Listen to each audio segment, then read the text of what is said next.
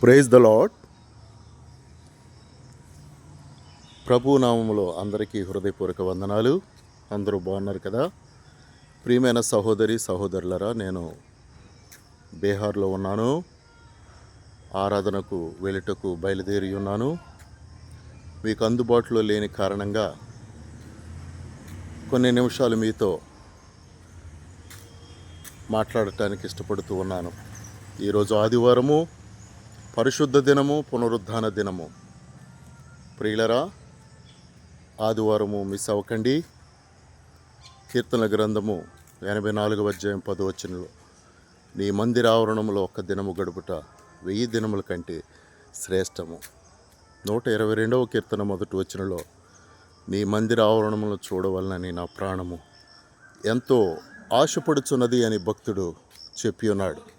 కనుక ప్రియులరా, ఈ రోజున దేవుని మందిరమునకు ప్రతి ఒక్కరు వెళ్ళండి, పిల్లలతో, కుటుంబంతో. మార్కు సువార్త 2వ అధ్యాయము 1 నుండి కొన్ని వచనాలు ధ్యానిస్తే, ఒక పక్షవాయువు గలవాడిని 4 మనుషులు మోసుకుని వెళ్ళి ఉన్నారు. కపెర్నహూములో ప్రభు ఉన్న ఇంటిలోనికి 4 మనుషులు అతన్ని తోడుకొని మోసుకొని ప్రభు ఉన్న చోటికి, దేవుని మందిరంలో ప్రభు ఉంటారు, నన్ను ఆరాధించువారు ఆత్మతో సత్యముతో ఆరాధించవలెనని దేవుని యొక్క వాక్యము చెప్పబడి ఉన్నది. కావున ప్రియులరా, ఆ పక్షవాయువు గలవాడు మంచముతో 4 మనుషులు ప్రభు ఉన్న చోటికి తీసుకుని వెళ్ళినప్పుడు, నీ పాపములు క్షమింపబడి ఉన్నవి అని పక్షవాయువు గలవాడిని స్వస్థపరిచి, నీ పరిపెత్తుకని లేమో అని ప్రభు చెప్పి ఉన్నారు. ప్రియులరా, ప్రభు దగ్గరికి వెళితే స్వస్థత, విడుదల, రక్షణ, పాప క్షమాపణ, విమోచన కలుగుతుంది. ఇంటి దగ్గర కూర్చోకండి, అటు ఇటు వెళ్ళక ప్రభు సన్నిధికి వెళ్ళండి. ప్రియులరా, జయం వస్తుంది, స్వస్థత వస్తుంది, విడుదల వస్తుంది. ప్రభు సన్నిధికి వెళ్ళండి. అపోస్తుల కార్యములు 3వ అధ్యాయములో పుట్టినది మొదలుకొని కుంటివాడైనటువంటి ఒక మనుషుణ్ణి కొందరు ఆయనను శృంగారమును దేవాలయమునకు తీసుకుని వెళ్ళి ఉన్నారు. భిక్షము అడిగేటువంటి వాడు దేవాలయములోనికి గవిని యొద్ద కూర్చుని ఉన్నాడు. ప్రభు సన్నిధికి వెళ్ళండి.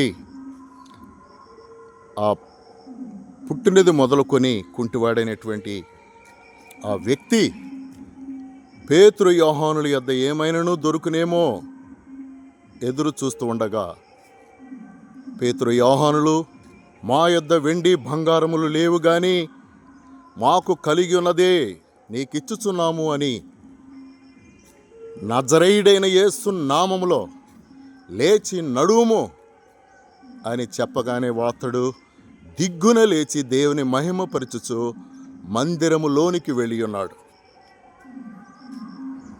అవస్థుడుగా, బలహీనుడిగా ఉన్నప్పుడు మందిరం బయట ఉన్నాడు. స్వస్థత నుండి విడుదల పొంది మందిరములోనికి వెళ్ళి దేవుని మహిమపరిచి ఉన్నాడు. మన బిడ్డలతో ప్రభు సన్నిధికి వెళితే నీకు జయం ఉంటుంది, నీ అవిటితనం పోతుంది, బుద్ధిహీనత తొలగిపోతుంది, అనారోగ్యములు విడుదలైపోతాయి, దురాత్మ శక్తులు నిన్ను విడిచి పారిపోతాయి. దారిద్ర్యం, భిక్షమడుగుట మానివేశాడు. భక్ష్యము దొరికింది, ఆహారము దొరికింది, ఆరోగ్యము దొరికింది, విడుదల దొరికింది. కావున ప్రియులరా, అతడు స్వస్థచిత్తుడై దేవుని మహింపరిచాడు. ఈరోజు పరిశుద్ధ వారము గనుక, పునరుద్ధాన దినము గనుక చక్కగా ప్రభు సన్నిధికి వెళ్ళండి.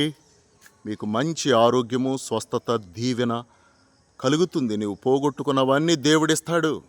నీ లోటును తొలగిస్తాడు, కొదువను తొలగిస్తాడు. నీ బలహీనతను, అవిటితనమును నజరేయుడైన యేసు తొలగించి నీకు అద్భుత కార్యము చేస్తాడు. సంతోషంగా ప్రభు సన్నిధికి వెళ్ళండి. దైవజనుడిగా నేను మిమ్మలను ప్రేమిస్తున్నాను, దీవిస్తున్నాను, ఆశీర్వదిస్తున్నాను. ఈరోజు మీకు మంచి అద్భుతము, ఆశీర్వాదము, ఆరోగ్యము కలగాలని కోరుచున్నాం. మీ గృహము దీవించబడాలి. మీ పిల్లలు చదువులు, నీ చేతి పనులు, నీ వ్యాపారము, నీ ఉద్యోగము దేవుడు దీవిస్తాడు. నీవు అనుకున్న కార్యము, నీ కోరికను సిద్ధింపజేసి నీ ఆలోచన యావత్తును సఫలము చేస్తాడు. అట్టి దేవుడు మనకున్నాడు. త్వరగా రెడీ అవ్వండి, బైబిల్ పట్టండి, ప్రభు సన్నిధికి వెళ్ళండి. గొప్ప మేలు, స్వస్థత, దీవెన, ఆశీర్వాదము కలుగుతుంది. Praise the Lord. దేవుడు మిమ్మల్ని దీవించునుగాక. May God bless you. మిమ్మును మీ కుటుంబాలని సమృద్ధిగా ప్రభు దీవించునుగాక. అందరికీ వందనాలు. May God bless you. Thank you.